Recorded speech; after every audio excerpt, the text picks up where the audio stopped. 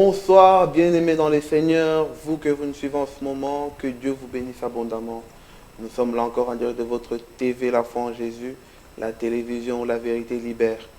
Voilà, nous sommes là pour entamer, bientôt on va entrer dans le 12e mois, le dernier mois avant l'année 2016. C'est pour cela que vous voyez déjà que ça défile un peu sur nos réseaux sociaux, sur le Facebook, YouTube, vraiment sur tous nos pages et même dans la TV. Vous voyez au fur et à mesure notre spot qui défile un peu. On veut vous préparer déjà pour la fin de l'année. C'est pour ça que nous répétons sans cesse, nous avons vécu tellement d'atrocités cette année que nous voulons terminer l'année au pied de Jésus pour que 2016 soit meilleur. C'est pour cela que nous vous recommandons d'être avec nous, surtout notre événement du 12 décembre, ici sur notre TV La Foi. Ça sera en direct dans notre TV La Foi en Jésus.net, là où vous nous suivez en ce moment, et aussi sur le bouquet Orao TV. Et nous serons ici sur le plateau, on aura 4 intervenants, comme vous le savez, suivez-nous, vous allez voir toutes ces informations-là. Et nous serons là pour adorer Seigneur. Et la salle sera disposée pour accueillir pas mal de personnes. Donc si vous voulez aussi venir, vous pouvez aussi nous écrire pour réserver vos places, parce que ce sera quand même de nombres assez limités. Et nous serons là pour demeurer au pied de Jésus. C'est pour ça que nous voulons organiser vraiment cette fin d'année. Et préparez-vous, nous allons organiser des émissions que pour vous préparer pour la fin de l'année. Amen. Et il faut aussi rappeler au peuple de Dieu que lorsqu'on dit de réserver les places, cela ne veut pas dire que c'est payant. En fait, l'entrée est gratuite, mais on veut tout simplement que toute personne qui veut participer à cet événement-là nous écrive pour plus d'informations. Voilà. Et aujourd'hui? Aujourd'hui, comme on a dit, on veut commencer pour préparer l'année. C'est pour ça que nous avons un homme de Dieu aujourd'hui qui va essayer de répondre à nos questions. Exactement. Et peut-être vous aussi, vous serez peut-être interpellés. N'hésitez pas de nous appeler parce que voilà, aujourd'hui encore une fois, on vous a encore fait plaisir. Comme on voit très bien que ça marche bien, le téléphone ouvert. Vous avez le numéro qui défile là-dessus. C'est un fixe. Hein. Peut-être que vous êtes en dehors de la Belgique, vous l'appelez. C'est pas un portable, c'est un fixe. Je suppose qu'en Europe, c'est gratuit pour nous tous. Donc, vous pouvez appeler à tout instant pour poser votre question par rapport au sujet d'aujourd'hui. C'est pour ça que notre thème d'aujourd'hui, c'est la sanctification. Pourquoi? En fait, nous allons parler de la sanctification pour finir notre année 2015 dans la présence de Dieu. Parce que nous savons que la sanctification, c'est très important. Comme l'apôtre Paul nous dira, je peux bien posséder toutes les choses du monde, mais si je n'ai pas l'amour, je ne suis rien. Donc, la sanctification aussi fait partie de la vie chrétienne. Enfin, c'est vraiment la base. Amen. Que nous devons vivre dans la sanctification. Notre manière d'être, de marcher, de parler. Je vais vous stopper là, sinon vous allez tout dire ce que l'homme de Dieu va dire aujourd'hui. Okay. Bonsoir l'homme de Dieu.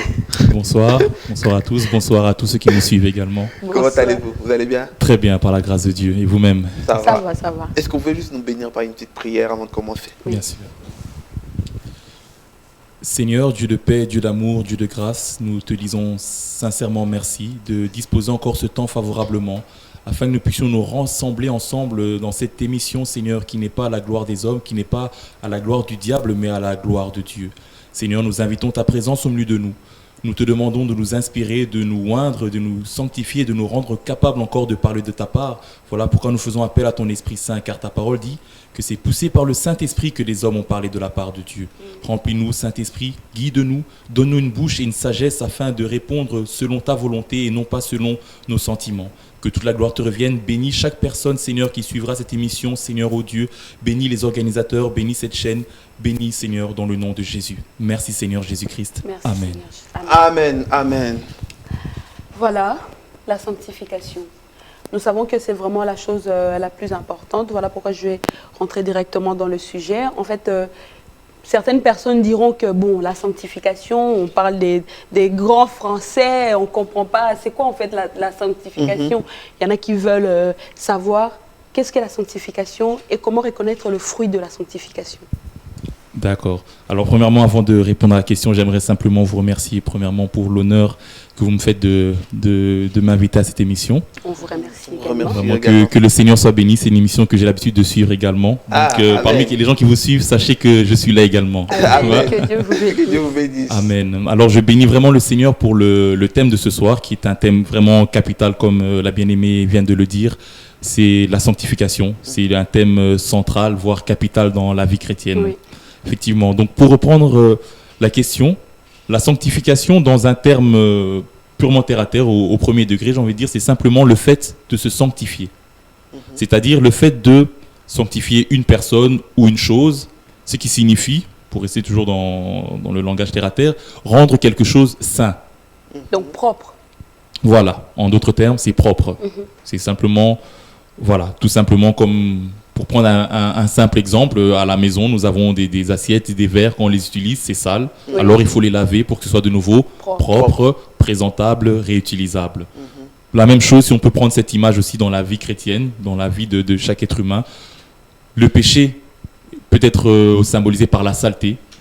C'est pour ça qu'on appelle ça d'ailleurs la souillure, tout simplement, le fait de se souiller, parce que voilà, l'être humain pêche malheureusement, parce que nous sommes des hommes, et la sanctification justement, c'est le fait de nous laver dans la présence de Dieu pour être de nouveau propre, pour utiliser les termes de ma sœur ici présente. Et quels sont les fruits de la sanctification? Le fruit qu'on peut voir, par exemple, quelque chose que je vois chez mon frère qui me dit que celui-là, il marche vraiment dans la sanctification. Des fruits visibles, je veux dire. Voilà, alors les fruits visibles, ça dépend. On ne peut pas dire que la sanctification a d'office des fruits visibles pour chacun. Parce que premièrement, la sanctification, c'est dans le cœur. C'est par rapport à sa relation que nous avons avec le Seigneur. C'est pour ça que le Seigneur a dit, et je pense que c'est un verset que je vais souvent réutiliser ce soir par rapport au thème, ce n'est pas ceux qui entrent qui souillent l'homme, c'est pas ceux qui entrent dans la bouche qui souillent, mais c'est ceux qui en sortent. Ça veut dire que la sanctification, c'est de l'intérieur. Donc si à l'intérieur c'est souillé, ce n'est pas sanctifié, ça se fera sortir par ce qu'on dit. Donc ça prouve que le travail se fait premièrement intérieurement. C'est par rapport à ce qu'il y a dans le cœur, c'est la pureté ou la non-pureté du cœur qui fait qu'on est sanctifié ou pas. Et juste pour terminer dans la définition, souvent on entend, d'autres utilisent le mot sainteté, d'autres utilisent le mot sanctification. Juste pour être sûr, est-ce que c'est la même chose ou il y a une différence par rapport à ça? C'est la même chose et en même temps il y a une différence, mais qui est purement du langage. C'est simplement que la sanctification, c'est le fait de se sanctifier. C'est juste que c'est l'action, c'est le mouvement, le processus, l'étape, le fait de se sanctifier. Tandis que la sainteté, justement, c'est le but final, tout simplement. Donc, une fois qu'on est sanctifié, on devient saint. On devient saint. Voilà. Donc, la sainteté, c'est demeurer. Voilà, la sainteté, c'est l'objectif, c'est être. C'est ce qu'on veut atteindre par la sanctification, c'est-à-dire devenir saint. Et donc, en fait, comme vous avez dit que les fruits de la sanctification, c'est à l'intérieur de nous.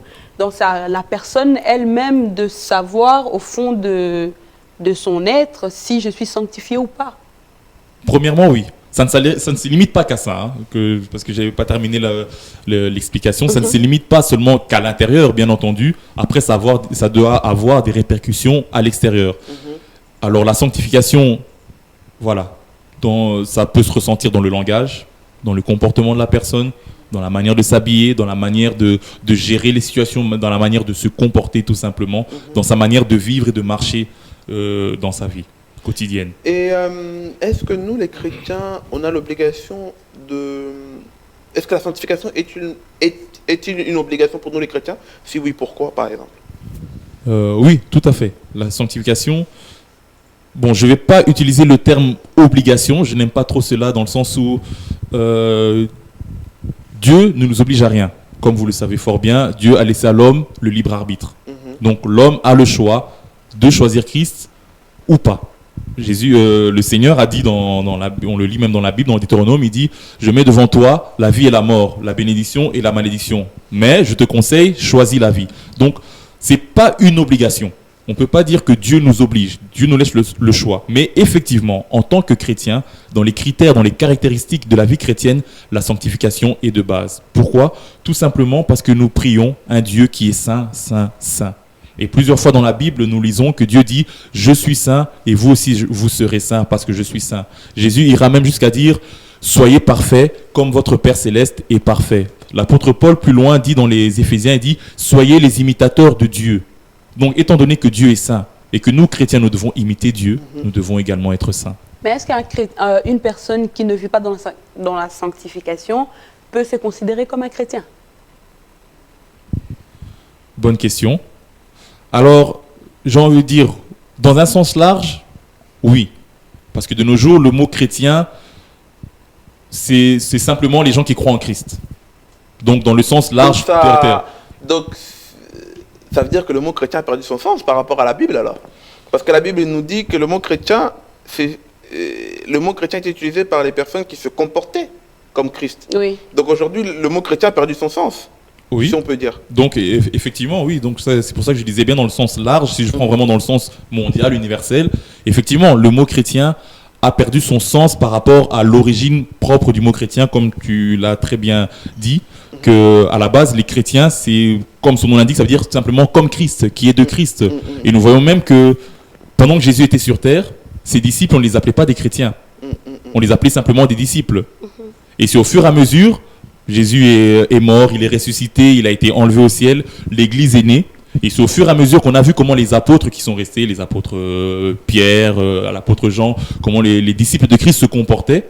Et c'est là, à Antioche, pour la première fois justement, qu'on a appelé les disciples chrétiens, parce qu'on les a comparés, si je peux dire ça comme ça, bien que nous savons que Jésus est incomparable, mais du moins, dans un langage terre à terre, on les a identifiés, disons ça plutôt comme ça, on les a identifiés à Christ.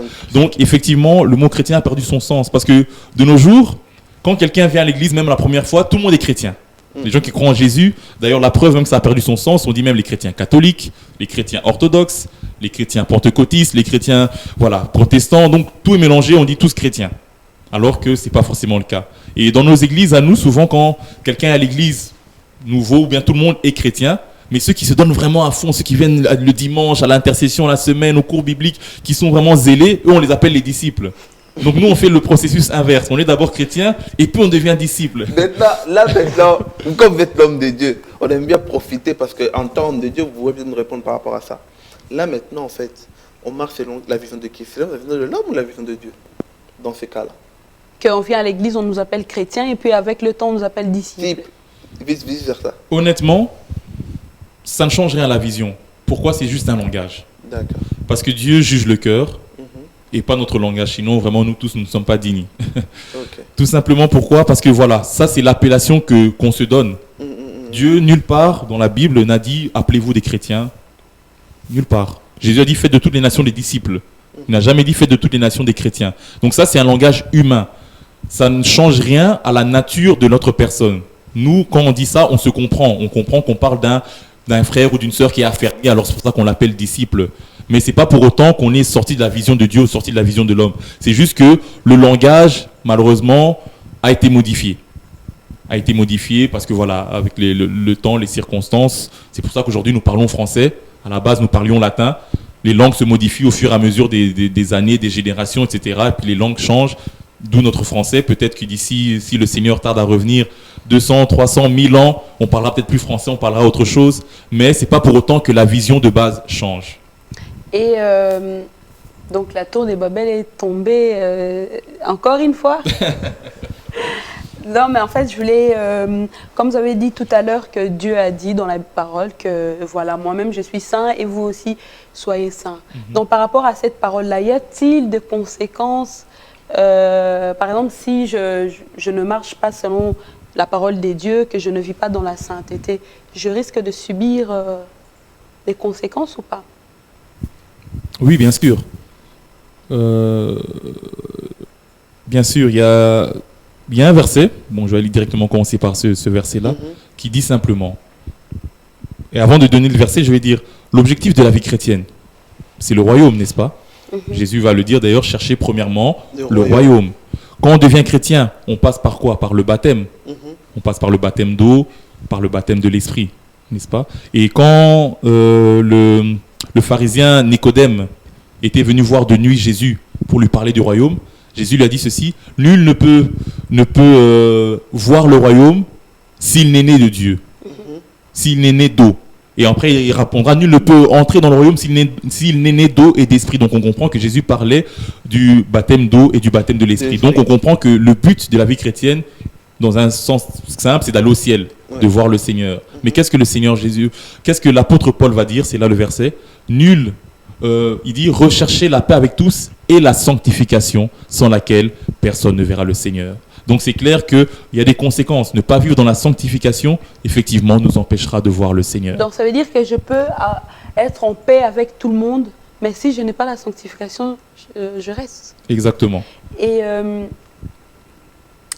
par rapport à ça, si je ne suis pas, si comme vous avez dit que le but de la vie chrétienne c'est de chercher le royaume des cieux, mais aujourd'hui quand on pose la question, par exemple on demandera 100 femmes, 80% diront que on aimerait que Christ ne revienne pas aujourd'hui parce qu'on n'est pas encore marié. Pensez-vous que c'est vraiment le royaume des cieux qu'on cherche ou c'est le mariage et les choses de ce monde?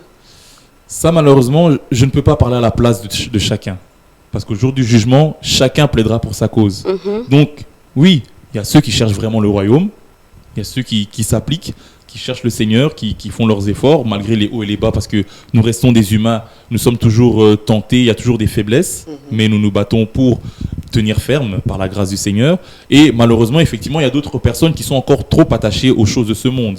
Ça, c'est des choses qui arrivent. C'est pour ça que même quand nous lisons la Bible, nous voyons que le Seigneur, par la bouche de son serviteur Paul, nous parle de plusieurs types de chrétiens ou de plusieurs types d'hommes, d'êtres humains.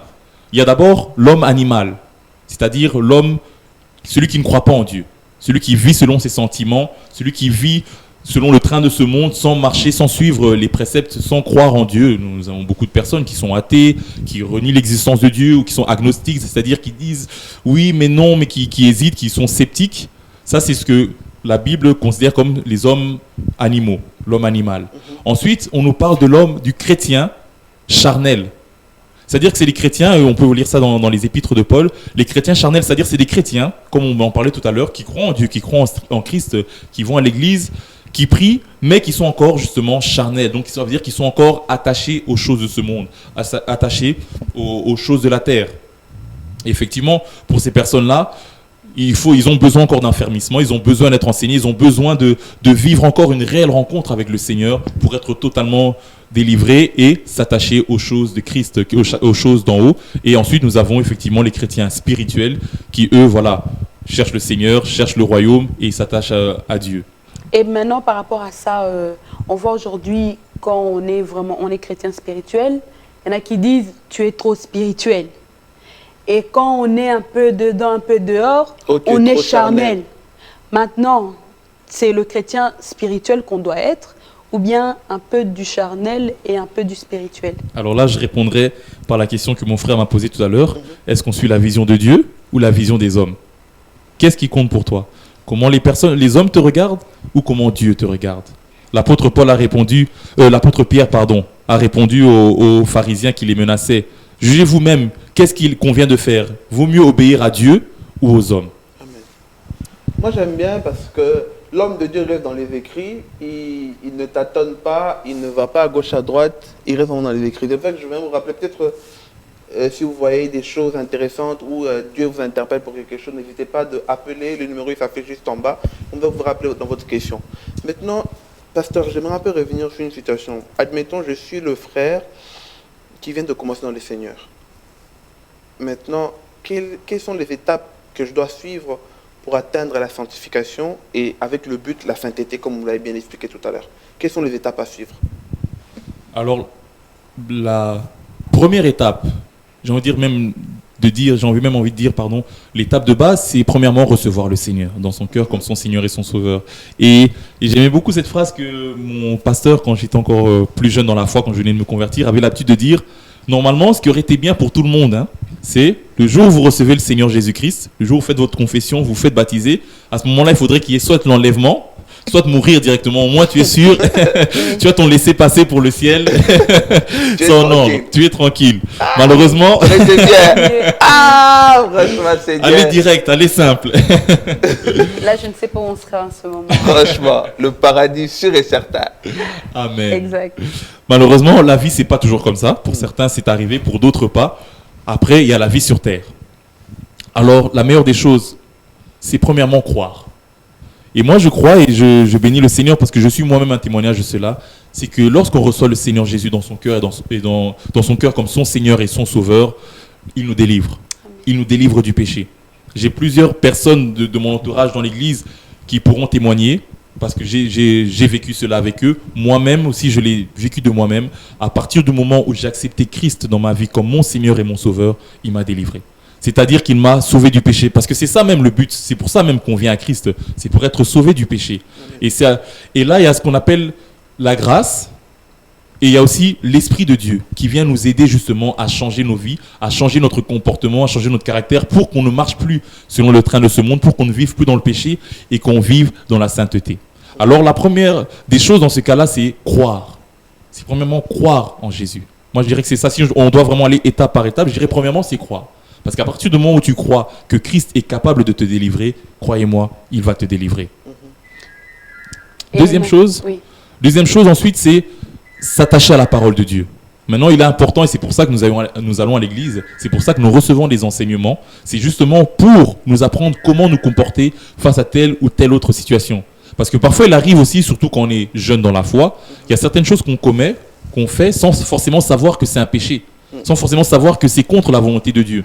Il y a beaucoup de choses aussi, moi, que je faisais quand je venais de me convertir, sans savoir que c'était mal. Et c'est au fur et à mesure, à force de suivre les enseignements. Nous allons continuer avec votre réponse, mais on va juste recevoir un bien-aimé. Bonsoir, bien-aimé. Bonsoir, je m'appelle Maman Marie. J'ai une question à poser, en fait plutôt une question qu'on me pose tout le temps à l'homme de Dieu, que je salue. D'abord, bonsoir l'homme de Dieu. Bonsoir, Maman Marie. Oui, je voulais poser une question. Il y a des gens qui disent, la parole de Dieu dit de rechercher d'abord le royaume des cieux. Lorsqu'on discute avec les gens, ils cherchent ce royaume, il est où? Qu'est-ce qui contient dans ce royaume qui est à notre bénéfice? Ça, c'est la première question. La deuxième question, c'est d'expliquer, de nous faire comprendre, nous, en tant que chrétiens, l'importance de chercher ces royaumes de cieux. Si vous pouvez d'abord me répondre à ces deux questions, comme ça je laisserai le temps aux autres et je passerai à une autre question. Merci beaucoup, homme de Dieu. Merci, Maman Marie. Que Dieu vous bénisse. Voilà. On va d'abord continuer par notre réponse. Hein. Les étapes. Les étapes, et Comme ensuite ça, on va répondre à Maman Marie. Avec plaisir.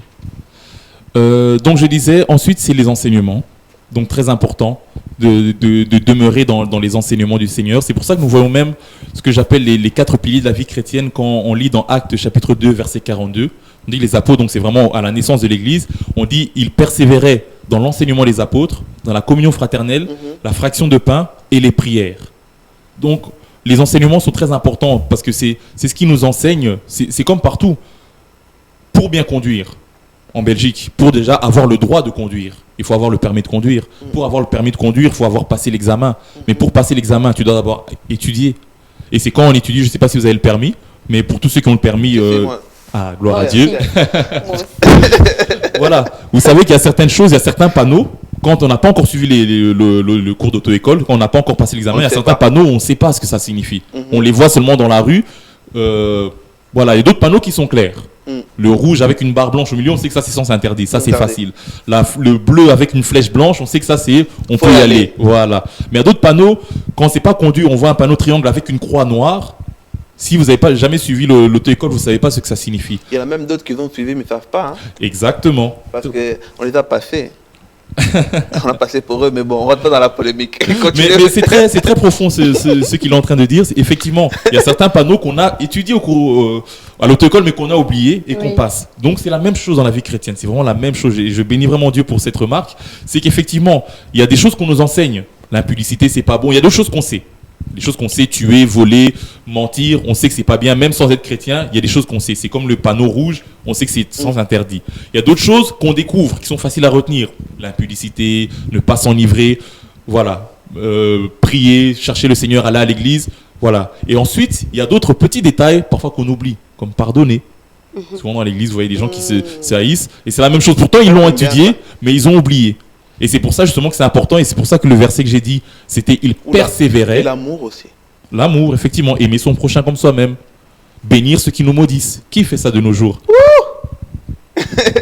Quel chrétien va accepter ça?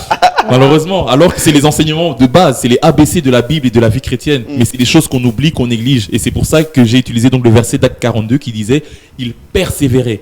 Persévérer, ça ne veut pas dire rester.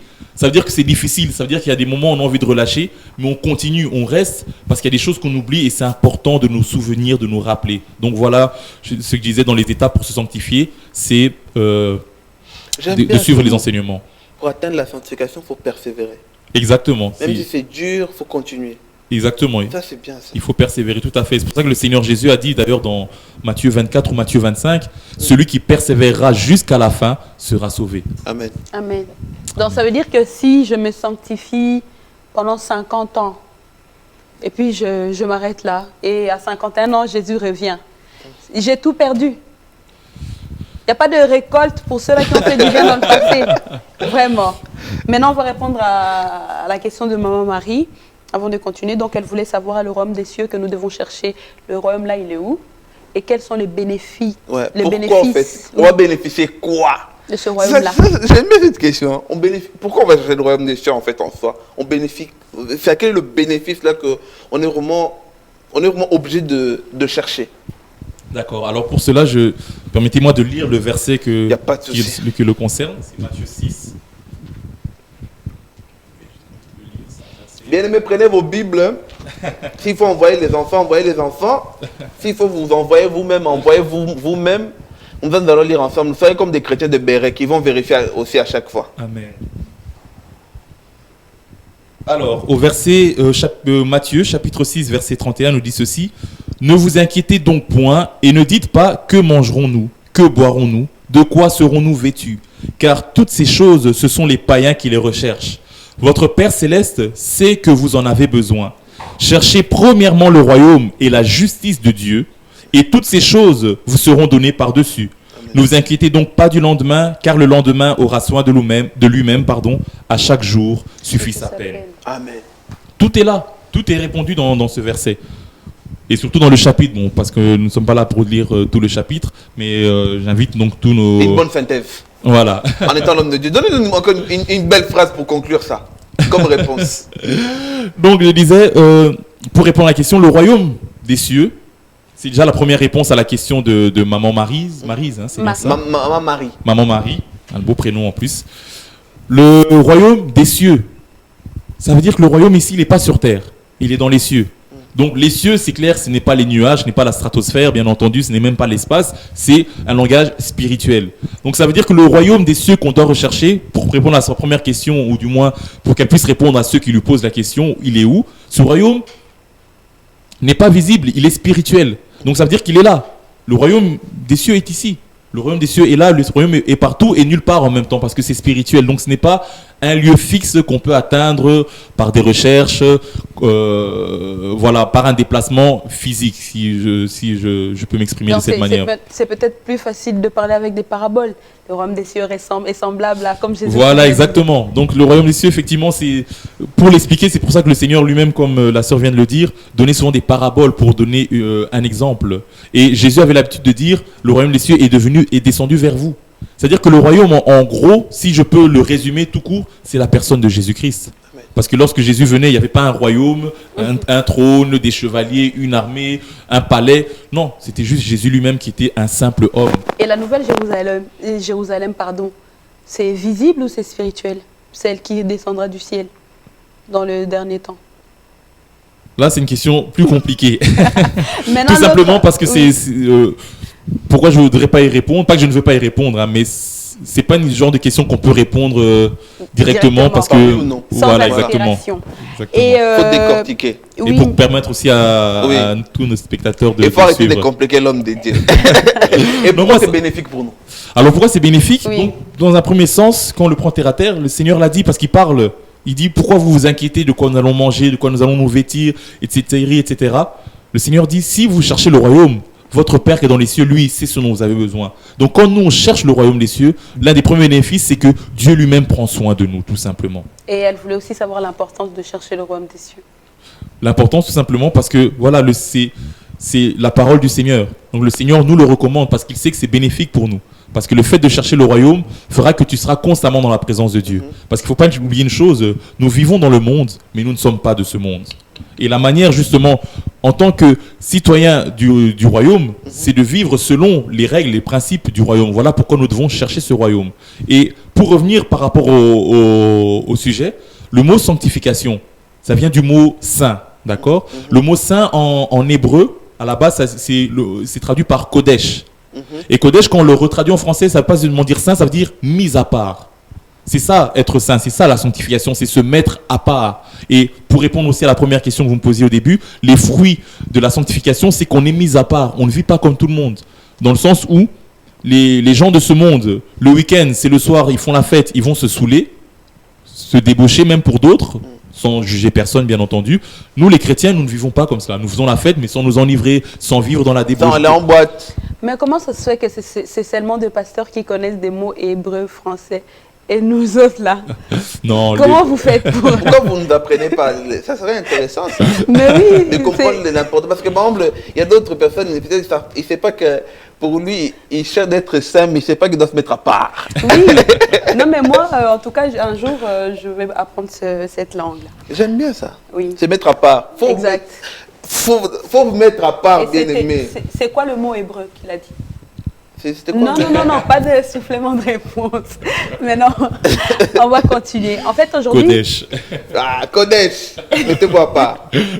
Maintenant, je voulais savoir, dans nos églises, on a, une fois qu'il se passe un problème, il y a un fidèle qui quitte l'église en disant, voilà, il y a trop de problèmes, j'ai quitté le monde et j'ai trouvé des problèmes dans l'église. Quand le pasteur il tombe, tout le monde est fatigué ou bien désintéressé de la parole des dieux, on reste chez nous. Ou comme d'autres fidèles, ils profitent sur ces termes qui règnent un peu autour des chrétiens. J'ai été dans le monde, j'ai trouvé l'église. J'ai été à l'église, j'ai trouvé le monde. Même si on sait bien que c'est impossible. C'est impossible. Maintenant, en fait, ma question, c'est de savoir, est-ce que le chrétien aujourd'hui, on est vraiment sanctifié pour, parce que quand il y a un petit problème, on se décourage, on laisse tomber. Il y en a même, oh, bon, moi je retourne dans le monde parce que de toute façon à l'église, le pasteur, il n'est pas mieux. Donc du coup, est-ce que c'est vraiment le fruit de la sanctification de tout abandonner lorsque, par exemple, le frère commet une erreur ou quoi? Non, justement, ce n'est pas du tout le fruit et ça revient à ce que je disais tout à l'heure. Ce qui manque, c'est la persévérance, notamment dans les prières, bien entendu, mais surtout dans les enseignements. Parce que lorsqu'on suit les enseignements, lorsqu'on s'attache à la parole de Dieu, on comprendra que l'objectif, ce n'est pas de s'attacher au pasteur, mais de s'attacher à Dieu. L'objectif, ce n'est pas de s'attacher à l'assemblée, mais de s'attacher à Dieu, à sa parole, et de faire ce que Dieu nous recommande. Lorsqu'on s'attache aux Écritures, on fait des recherches. C'est ça, chercher le royaume. Quand on cherche, simple exemple, d'ailleurs, Dieu même le dit dans les Écritures à un moment, il dit « Cherchez-moi comme vous cherchez l'argent ». Regardez tout ce qu'on ne fait pas pour l'argent. On suit des études depuis qu'on est tout petit, jusque quand on commence à 3 ans en maternelle, jusque parfois 21, 22, parfois 30 ans en supérieur. Pourquoi? Pour avoir un bon travail. Pourquoi? Pour avoir un bon salaire. Travail, on se lève tôt le matin. Là, pour l'instant, avec l'alerte niveau 4, il n'y a plus beaucoup de métro à Bruxelles. Mais on trouve des solutions. On prend des taxis, on part 1 heure plus tôt que prévu pour aller au travail. On rentre tard, on sort le matin, il fait nuit. On rentre à la maison, il fait nuit. Tout ça, parce que là, on est la dernière semaine, salaire, pour avoir l'argent. C'est ça, chercher, c'est faire des efforts, faire des investigations, faire des recherches. Et c'est la même chose. Si on persévère dans les enseignements, on fait des recherches, on verra qu'il est écrit « N'abandonnez pas vos assemblées ». Mais qu'est-ce qui nous empêche alors de chercher Dieu comme on cherche l'argent? C'est nous-mêmes. C'est nous-mêmes, c'est nos passions, c'est nos désirs. Parce que le gros problème, comme on le disait tout à l'heure, ça nous a même fait rire, c'est que si après avoir reçu Jésus, on était enlevé, on serait parti au ciel, on serait mort, on n'aurait pas tout ça. Mais le problème, c'est qu'on vit sur terre. Et surtout, il y a une chose qui nous fait défaut, c'est ça, c'est notre chair. Parce que notre chair a des désirs qui sont contraires à ceux de l'esprit. Lorsqu'on lit Galates 5, il dit bien, ne marchez pas selon la chair, mais marchez selon l'esprit. Parce que la chair a des désirs contraires à ceux de la chair. Et c'est là la difficulté. Comment combattre la chair alors? En marchant par l'esprit. Donc c'est pourquoi Jésus dira, frère John, je t'ai jamais connu. C'est ça, mais maintenant, pour rectifier ta phrase, pour que Jésus dise, frère John, je t'ai jamais connu, ça veut dire que il y aura peut-être une seule personne qui va rentrer au royaume, seulement Jésus. Parce que frère John, Bon, continue. Non, mais voilà, je disais simplement que c'est ça la difficulté. C'est vrai que c'est un combat. C'est ça la difficulté, c'est de rester attaché aux enseignements. Et lorsqu'on lit la Bible, comme je l'ai dit, pour les gens qui quittent l'assemblée, c'est écrit, n'abandonnez pas vos assemblées. Donc, normalement, un chrétien qui est mature et qui s'attache à la parole connaîtra cet enseignement. Il saura que même s'il y a des difficultés, même s'il y a des problèmes, je ne dois pas abandonner l'assemblée, sauf si Dieu le recommande. Parce qu'il ne faut pas se mentir, il y a des assemblées qui ne sont pas de Dieu. Amen. Où il y a des assemblées où Dieu n'y est plus. C'est des choses qui arrivent. Où il y a des assemblées qui ont peut-être commencé avec Dieu, mais qui ont fini dans la chair. C'est des choses qui arrivent. Deuxième chose, si on lit la Bible, si on s'attache à la Bible, on verra que même si l'homme de Dieu, même si le pasteur qui est devant moi tombe et commet des atrocités, ce n'est pas pour autant que l'évangile change. Ce n'est pas pour autant que Dieu nous déçoit. L'homme peut décevoir. Je peux décevoir. Je peux vous décevoir. Qui sait, demain ou même ce soir, je peux commettre un acte ou dire quelque chose qui va vous déplaire et dire « Ah, lui vraiment c'est un pasteur, il dit ça. » Parce que je suis humain. Mais Dieu ne peut pas nous décevoir. Je vais vous donner un simple exemple que beaucoup, malheureusement, de chrétiens ne font pas attention à ça. Si je vous dis l'homme selon le cœur de Dieu, vous me direz qui? David. Donc, si David était un pasteur à Bruxelles aujourd'hui, est-ce que vous irez... voilà. Je pense qu'on ferait tous la file pour aller dans son église. On ferait tous la file pour aller dans son église. David, un homme qui chante, qui joue de la musique. La Bible dit qu'il était même beau de visage. Il a tué Goliath. Impudique quand même, hein? J'y viens. Donc, qui n'aimerait pas David qui a prophétisé? Il a prophétisé la mort de Jésus des siècles à l'avance. Il a fait tellement de grandes choses. C'est lui le premier qui a eu l'idée de bâtir un temple. Aujourd'hui, on va dans les églises, dans les assemblées, mais le premier qui a pensé à ça, c'est même pas Abraham, c'est David. Quel homme!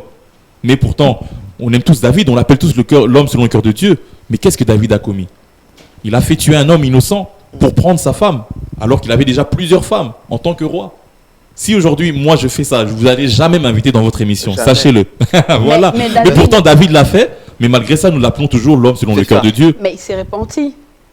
Effectivement, il s'est repenti. Donc ça veut dire que... Mais si moi je le fais et que je me repens, Mais si Dieu lui-même il vous pardonne, qui sommes-nous pour vous condamner?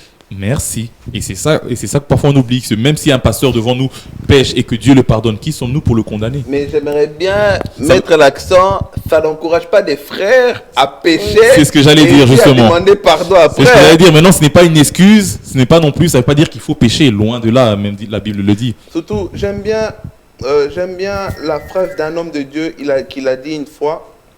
Il a dit, l'esprit, c'est la locomotive. Le corps, c'est le wagon. Mais souvent, on a tendance à inverser les tendances. Donc, ça veut dire que c'est la locomotive qui conduit le wagon. Donc, du coup, on doit toujours maintenir l'esprit devant. On a un bien-aimé en ligne. Bonsoir, bien-aimé. Oui, allô, bonsoir. Oui, bonsoir. Oui, bonsoir, l'homme de Dieu. C'est la sœur Christina de Paris. Bonsoir. Alors, j'ai une question. Je ne comprends pas trop parce que on nous demande de nous sanctifier, de rechercher la présence de Dieu. Et en même temps, on nous demande de prier pour les liens, pour nous délivrer de certains liens qu'on a. Mais comment on peut faire les deux en même temps? Rester dans le passé et en même temps rechercher le royaume des cieux tout en étant rattaché à notre passé. Merci beaucoup, ma soeur. Que Dieu vous bénisse surtout. Vous pouvez répondre directement à sa question. Ça, c'est une très bonne question, ça. Donc, comment vivre dans la sanctification et briser les liens en même temps? Et en même temps, vivre dans le passé. Amen. Il faut savoir que la sanctification est une chose, notre passé en est une autre. Ça veut dire, je vais m'expliquer. L'un n'exclut pas l'autre.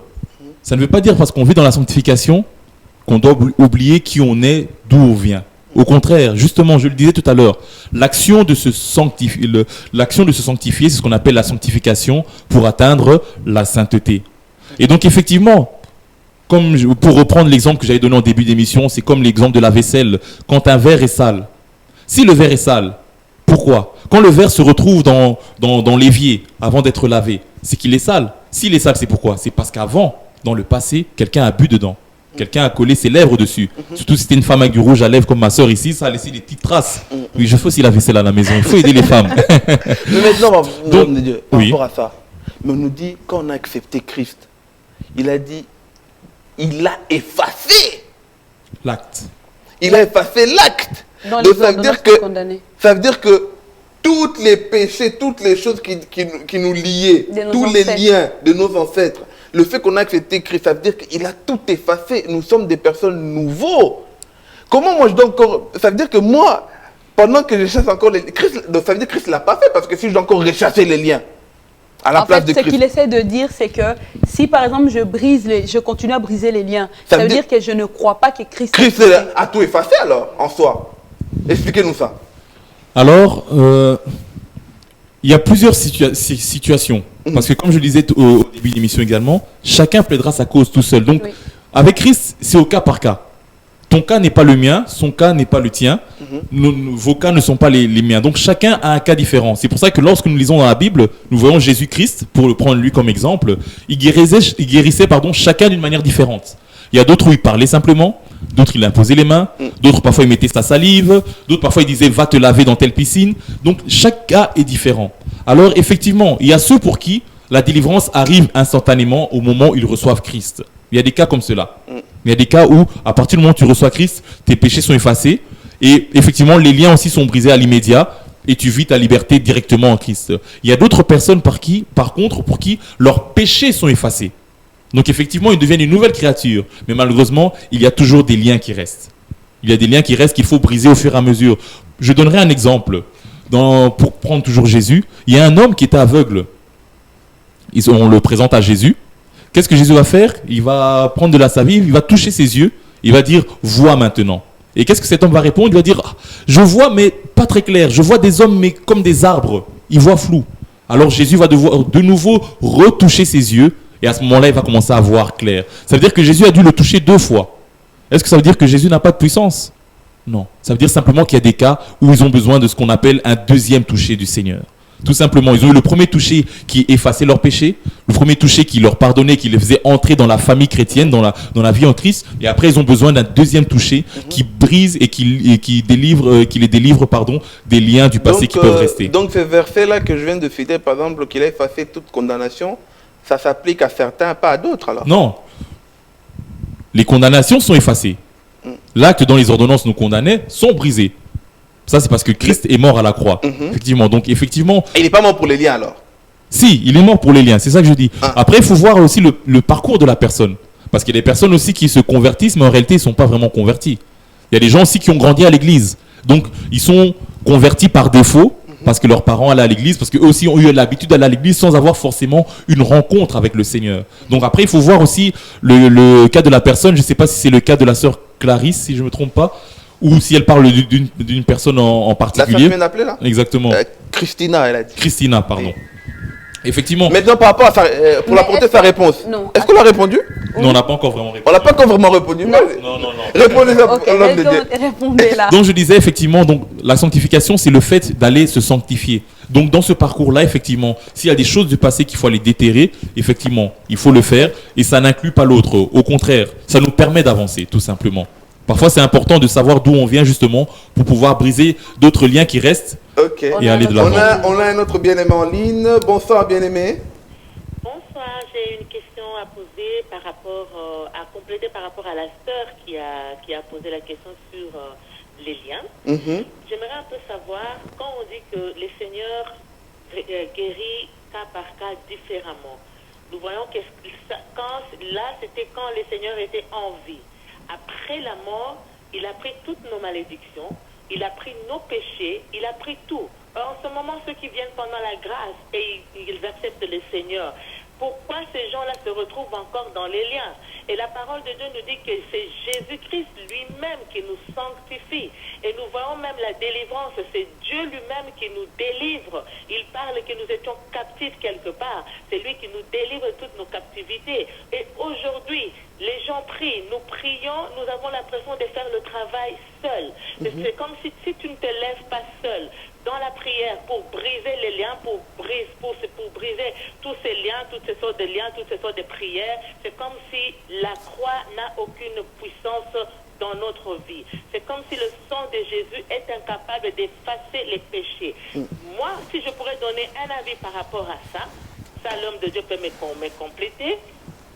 Et je pense que nous tous, si nous sommes conscients de la présence de Dieu dans nos vies, la présence de Jésus-Christ dans nos vies, cela va nous garder de beaucoup de choses. Aujourd'hui, nous allons à l'église tout simplement parce qu'à la place que Christ soit dans nos cœurs, il y a les soucis qui sont dans nos cœurs, il y a toutes ces choses et Christ est en dehors.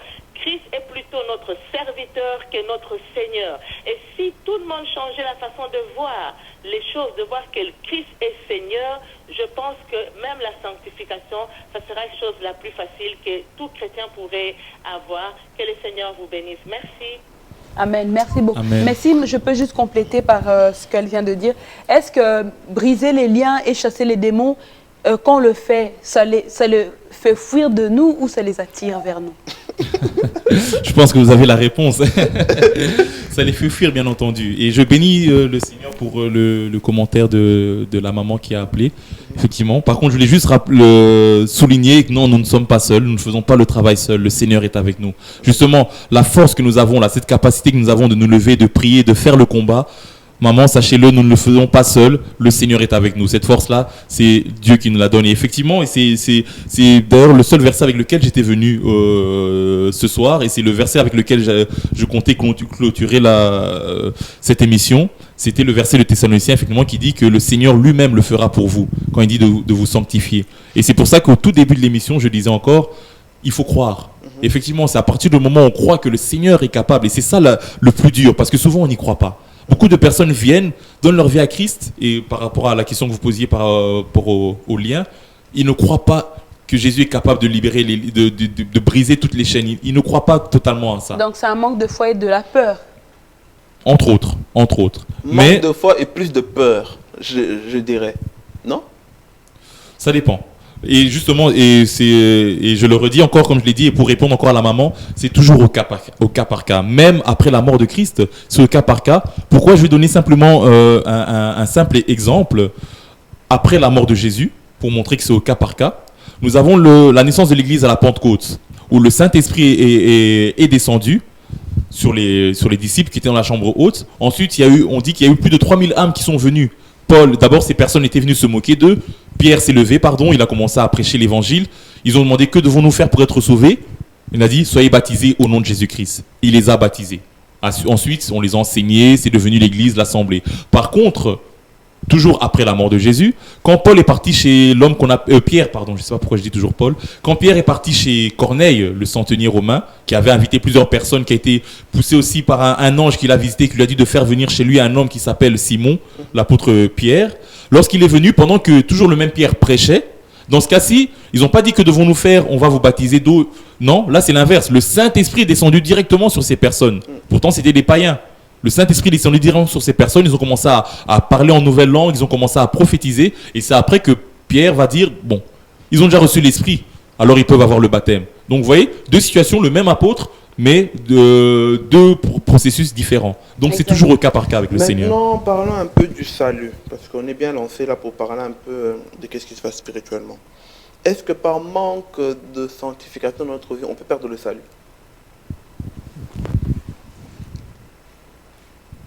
Oui et non. Oui, pourquoi et non, pourquoi? Oui, dans le sens où si c'est volontaire. Dans le sens où si volontairement, comme la sœur donnait tout à l'heure l'exemple, si je me sanctifie jusqu'à 50 ans, et à la 50e année, j'arrête. Si effectivement tu arrêtes consciemment et volontairement, comme c'est des choses qui arrivent, même dans la Bible, plusieurs fois nous voyons l'apôtre Paul qui dit « Ah, Démas, tel frère, Hyménée, m'ont abandonné pour suivre les séductions, les plaisirs de ce monde. » Donc effectivement, si consciemment tu abandonnes la sanctification, tu ne fais plus d'efforts, tu ne veux plus marcher comme le Seigneur le veut, effectivement tu perds ton salut. Après, il y a aussi, il ne faut pas oublier un point très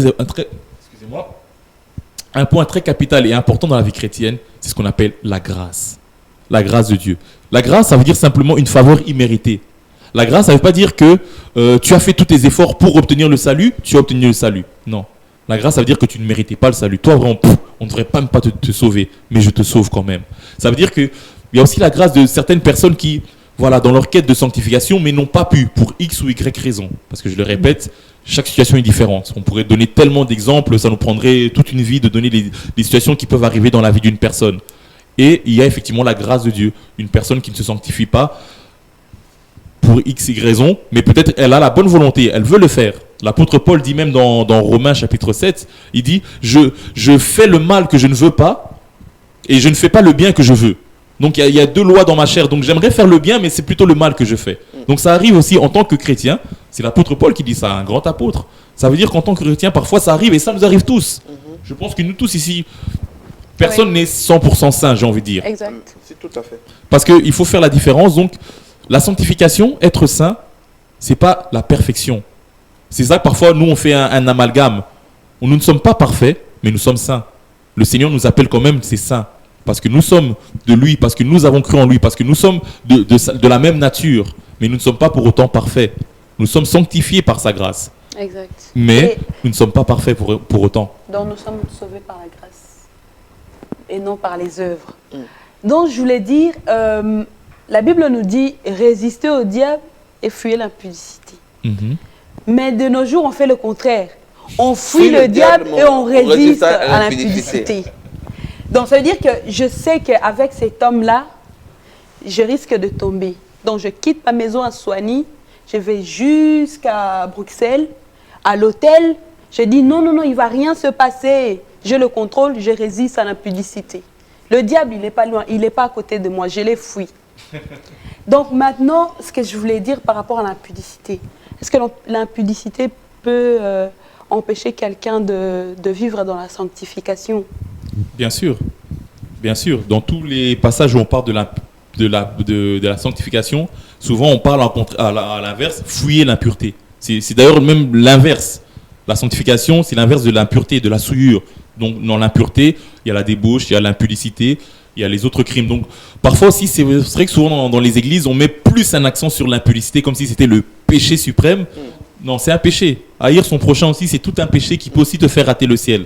Donc effectivement, mais l'impudicité, c'est vrai qu'il y a une différence parce que là, c'est plus lié à ton corps.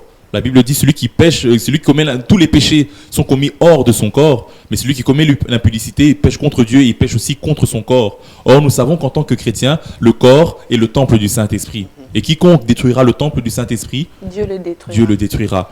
Donc, effectivement, en tant que chrétien, c'est pour ça que ce verset, et moi, je reprends encore mon pasteur, ce qu'il me disait dans la jeunesse, souvent, c'est, il aimait beaucoup dire ce verset en disant, fuir l'impudicité, c'est pas fuir de j'évite. Non, c'est fuir de courir, de s'enfuir, de partir. Nous avons un très bel exemple dans la Bible. Joseph, lorsqu'il travaillait encore chez Potiphar en Égypte, la femme de Potiphar, donc de son maître, voulait avoir des rapports avec Joseph. Mais Joseph refusait tout le temps, il refusait, et en refusant, il a fui. À un moment, cette femme insistait trop, il a fui. Et c'est même comme ça que la femme en a profité pour l'accuser de tentative de viol alors que c'était faux. Mais il a fui. Alors que qu'est-ce qui l'en empêchait ? Il n'y avait pas d'église, il n'avait pas de pasteur, il n'y avait pas de frère, donc il pouvait le faire. Mais parce qu'il avait en lui ce désir de sanctification, il a fui l'impudicité. Et c'est ça que chaque chrétien aussi doit faire. Il y a des choses, et c'est pour ça que je parlais tout à l'heure de quand tu ne te sanctifies pas, mais que tu en es conscient. Tu vas à l'hôtel, tu es un frère et qu'il y a une sœur qui t'attend à l'hôtel, ou l'inverse, tu es une femme et il y a un homme qui t'attend à l'hôtel. Je ne pense pas que vous allez aller à l'hôtel pour regarder un match de football ou pour prier toute la nuit. Donc c'est que consciemment, tu sais ce que tu veux faire. Maintenant, c'est à toi de prendre tes dispositions. Et c'est pour ça que dans la vie chrétienne, quand je parlais des 4 piliers, il y avait les prières, il y avait l'enseignement, il y avait aussi la communion fraternelle. C'est pour ça que c'est important aussi l'encadrement, c'est-à-dire d'être en compagnie. Dans l'église où j'ai évolué, dans l'église où j'ai grandi, souvent on avait l'habitude, quand un frère était fiancé, on ne le laissait pas aller voir sa fiancée seule. Il devait partir avec au moins un frère ou 2.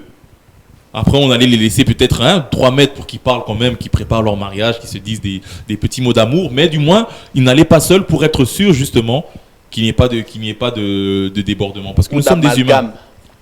Voilà. Donc, c'est important de soi-même prendre ses dispositions. Et il faut savoir être honnête avec soi-même. Exactement. Et maintenant, parce que nous tournons petit à petit à la fin, et maintenant, j'aimerais aussi parler du fait d'accéder au paradis. Est-ce que le fait d'accepter Seigneur Jésus-Christ comme Seigneur et Sauveur nous donne l'accès libre au paradis sûr et certain, ou il faut beaucoup plus?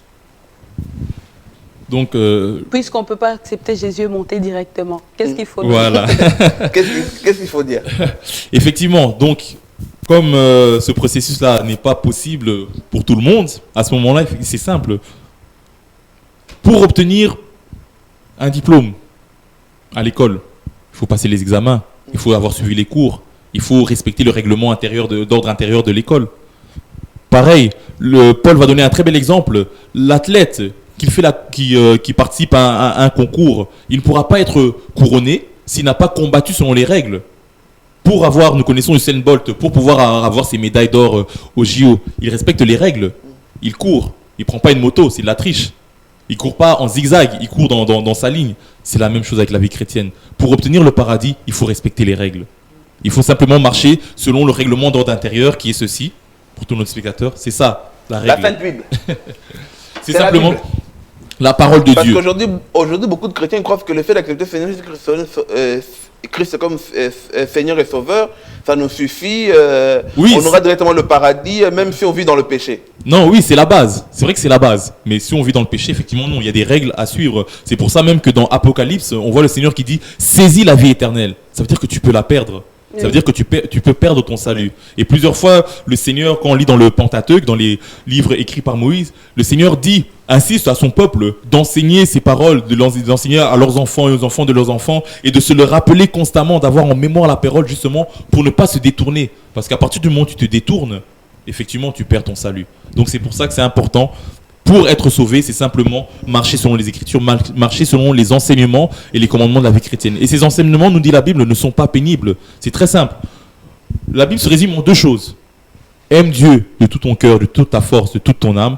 Aime ton prochain comme toi-même. Amen. Ça, c'est la base. Si tout découle de là. Si tu aimes ton prochain comme toi-même, tu ne vas pas lui mentir. Tu as compris. Tu ne vas pas le voler.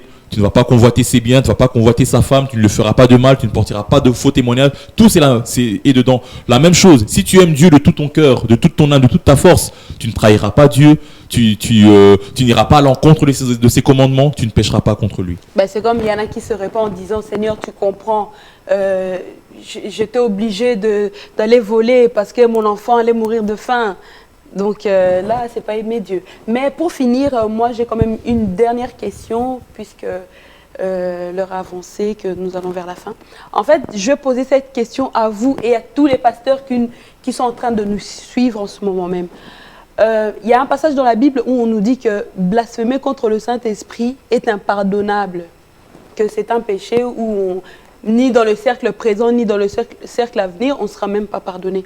Mais pourquoi les pasteurs ne nous parlent pas de c'est quoi blasphémer contre le Saint-Esprit? Puisque c'est un péché impardonnable, parce qu'il y a de nos jours, moi je peux dire, je peux être là en train de passer mon temps à prier, à jeûner, alors que peut-être que j'ai déjà blasphémé il y a longtemps, je ne serai peut-être jamais pardonné, mais je suis en train de perdre mon temps. Pourquoi vous, le pasteur, vous ne nous parlez pas de c'est quoi blasphémer contre le Saint-Esprit? Où as-tu entendu parler de ce verset? Je l'ai déjà vu dans la Bible, mais je ne connais pas le verset par cœur.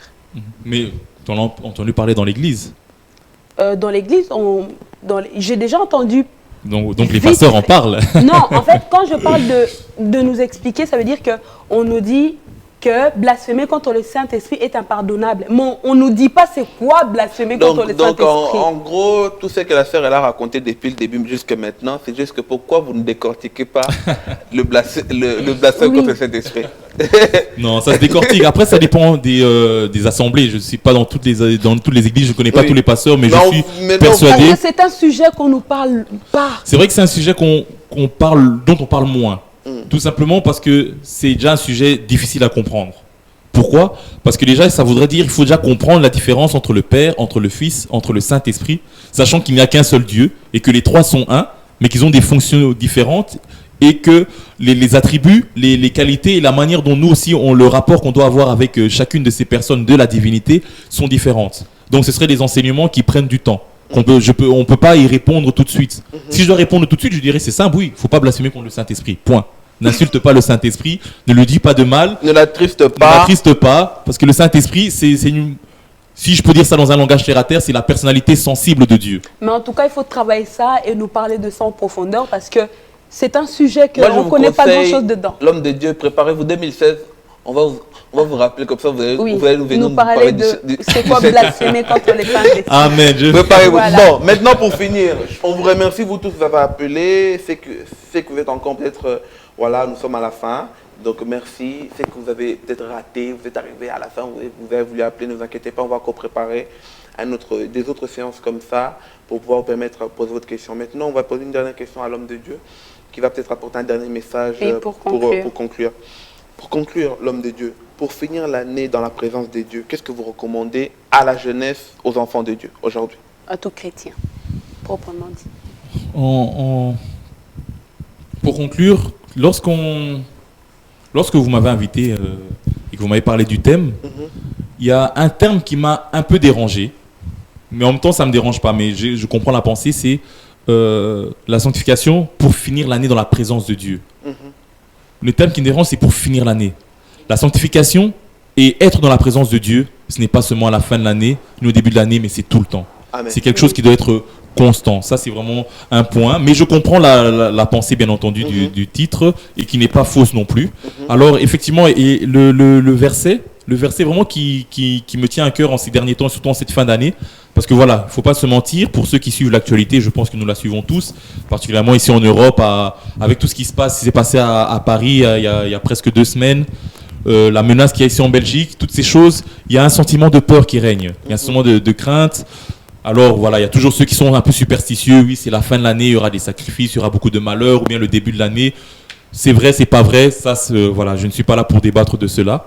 Mais moi, j'aimerais simplement dire que par rapport à ce thème, la sanctification, c'est vraiment encourager tout le monde à s'attacher au Seigneur, à marcher dans les voies du Seigneur, à craindre Dieu. Ne craignons pas les choses de ce monde, ne craignons pas les hommes de ce monde, mais craignons Dieu. Il y a un verset qui dit, c'est Jésus d'ailleurs qui le dit, il dit, ne craignez pas ceux qui peuvent seulement faire du mal au corps, mais qui ne peuvent pas tuer l'âme, mais craignez plutôt celui qui peut faire périr et le corps et l'âme dans le feu de la géhenne. Ça veut dire, on ne doit pas craindre les hommes, on doit craindre Dieu. Et le verset vraiment que j'avais à cœur, c'est, la Bible dit, l'ange de l'Éternel campe autour de ceux qui le craignent. Donc lorsqu'on craint Dieu, c'est ça la sanctification, c'est simplement craindre Dieu. Nous devons savoir que l'ange de l'Éternel campe autour de nous. Donc nous ne devons pas avoir peur parce qu'il y a des menaces terroristes, parce qu'il y a ceci, parce qu'il y a des alertes, parce qu'il y a des combats, parce que c'est la fin de l'année, parce qu'il y a la crise économique, parce qu'il y a des difficultés. Mais vraiment, sachez-le que si on craint le Seigneur, et c'est l'un des bénéfices d'ailleurs de la sanctification, lorsqu'on craint le Seigneur, son ange campe autour de nous et aucun mal ne pourra nous atteindre.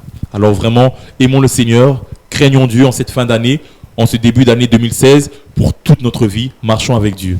Amen. Que Dieu vous bénisse. Que Dieu vous bénisse abondamment. C'est par ces mots que nous allons en finir. Et nous vous recommandons, vous encore, nos bien-aimés, nos téléspectateurs, la jeunesse, préparons-nous. Moi, j'ai surtout, dans tout ce que j'ai retenu, c'est que notre passion nous a dit aujourd'hui, la sanctification qui est le fait de se mettre à part. Mettons-nous à part pour prier pour nos familles. Mettons-nous à part pour prier pour nous, pour notre vie à nous-mêmes. C'est vrai que la peur règne en ce moment, mais moi j'aimerais vous dire que la foi règne. Amen. Pour que Jésus puisse demeurer dans votre vie aujourd'hui et demain et jusqu'à ce qu'il va vous récupérer. Comme nous avons encore dit au début, nous voulons vraiment organiser des moments de moments dans la présence de Dieu pour vous préparer dans les années à venir. Comme l'homme de Dieu, j'aime bien comme l'homme de Dieu l'a corrigé, on ne doit pas seulement préparer pour la fin de l'année, on doit vous préparer pour toujours. Donc c'est pour ça que nous voulons vous préparer pour que ce soit fin de l'année, l'année 2016 et les années à venir. C'est pour ça que soyez avec nous en direct, que ce soit aujourd'hui, que ce soit aussi pour la date que nous voulons vous rappeler. Ça sera le samedi, le 12 décembre. Nous allons organiser 3 heures au pied de Jésus. Ça sera ici que nous avons intitulé le thème « Jeunesse, lève-toi » pour commencer l'année 2016 dans la présence de Dieu. Alors soyez avec nous, nous aurons des intervenants, nous aurons l'adoration, nous aurons la louange. Alors suivez-nous, vous allez voir les spots défiler encore juste après. Suivez-nous vraiment. Nous voulons que ce jour-là, que ce soit en direct sur tvlafonjésus.net, que ce soit ici sur le plateau, venez nombreux, nous allons célébrer Jésus. Amen. Donc n'oublions pas de chercher la paix avec tous et la sanctification, sans laquelle personne ne verra Dieu. Amen. Donc, si ni toi ni moi, personne marche dans la sanctification, eh bien, on va rester là à faire nos émissions. Mais en attendant, mon frère John et Papa Leta, ils seront partis. Mais puisque moi, je n'ai pas envie de rester, eh ben, je compte, je désire marcher dans la sanctification. Peut-être. Que Dieu vous bénisse abondamment. À très bientôt. Au revoir.